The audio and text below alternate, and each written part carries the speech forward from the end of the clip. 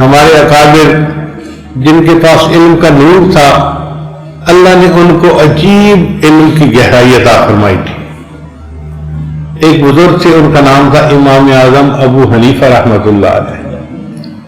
اللہ نے علم کا نور اتنا دیا تھا کہ سینے کو بھر دیا تھا، چنانچہ وہ بات کو سنتے تھے تو بات کی تہ تک پہنچ جاتے تھے۔ ایک مرتبہ ان کے دور میں میاں بیوی تھے نوجوان، آپس میں ایک دوسرے سے بات چیت کر رہے تھے، کوئی تلخی سی پیدا ہو گئی تو بیوی نے کہہ دیا، اللہ کی قسم جب تک تم مجھ سے نہیں بولو گے میں تم سے نہیں بولوں گی۔ اور خامد نے بھی یہی کہہ دیا کہ اللہ کی قسم جب تک تم مجھ سے نہیں بولو گی میں تم سے نہیں بولوں گا۔ اب قسم اٹھا کے جب کہہ دیا تو دونوں کا بولنا بند۔ رات گزر گئی، غصہ ٹھنڈا ہوا، دن کے وقت میاں بیوی کا مزاج ذرا درست ہوا تو انہوں نے کہا کہ بھائی پتہ نہیں اب کہیں بولنے سے قسم تو نہیں ٹوٹتی۔ بیوی کہتی تھی میں کیوں بولوں، خامد کہتا تھا میں کیوں بولوں، میں کیوں قسم توڑوں، کیونکہ اگر کسی بندے کی قسم ٹوٹ جاتی، وہ خانس بن جاتا تو پھر اس کی گواہی قبول نہیں ہوتی تھی۔ یہ بہت بڑی سزا تھی، ہر بندہ چاہتا تھا میری قسم پوری ہو۔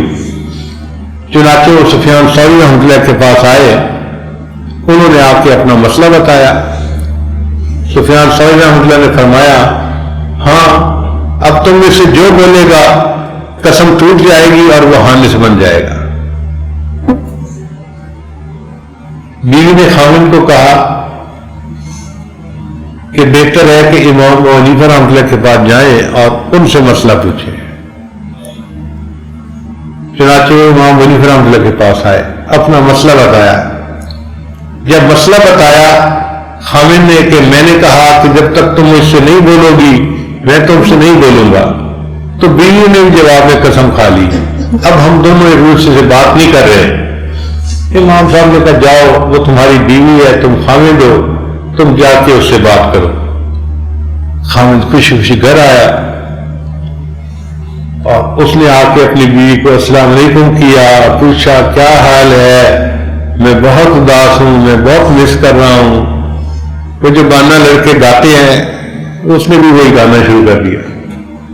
اب بیوی نے کہا کہ بھائی آپ تو خانس بن گئے، آپ کی تو قسم ٹوٹ گئی۔ اس نے کہا کوئی قسم نہیں ٹوٹی، میں ابو حنیفہ سے مسئلہ پوچھ کے آیا ہوں۔ علم کا دور تھا۔ بیوی نے کہا کہ چلو چلتے ہیں، پہلے سفیان ثوری سے جا کے اس بات کی تصدیق کرتے ہیں۔ وہ پھر سفیان ثوری رحمۃ اللہ کے پاس آئے، مسئلہ بتایا۔ سفیان ثوری رحمۃ اللہ نے فرمایا ہاں خامد نے آ کے چونکہ پہلے کلام کیا تو خامد کی قسم ٹوٹ گئی، یہ خانس بن گیا۔ اس نے کہا جی میں نے تو ابو حنیفہ سے پوچھا تھا، انہوں نے فرمایا تم جاؤ بات چیت کرو، تم میاں بیوی بن کے رہو۔ سفیان ثوری عمر میں تھوڑا بڑے تھے چند سال، وہ کہنے لگے یہ نعمان حرام کو کیسے حلال کر سکتا ہے، چلو میں تمہارے ساتھ چلتا ہوں۔ چنانچہ سفیان ثوری بھی ساتھ آ گئے۔ تینوں امام اعظم ابو حنیفہ رحمۃ اللہ کے پاس پہنچے تو سفیان ثوری رحمۃ اللہ نے فرمایا ابو حنیفہ دیکھو ان دونوں کی آپس میں لڑائی ہوئی اور دونوں نے قسم اٹھا لی کہ جب تک تم مجھ سے نہیں بولو گے میں تم سے نہیں بولوں گا۔ اب آپ نے کہہ دیا خامد کو کہ جا کے بات کرو تو خامد تو خانس ہو گیا۔ تو امام ابو حنیفہ رحمۃ اللہ مسکرائے، حضرت آپ ذرا اس کی بات توجہ سے سنیں، کیا کہ خامد نے کہا تھا جب تک تم مجھ سے نہیں بولو گی میں تم سے نہیں بولوں گا، اور اس کے جواب میں بیوی نے بھی یہی قسم اٹھا دی۔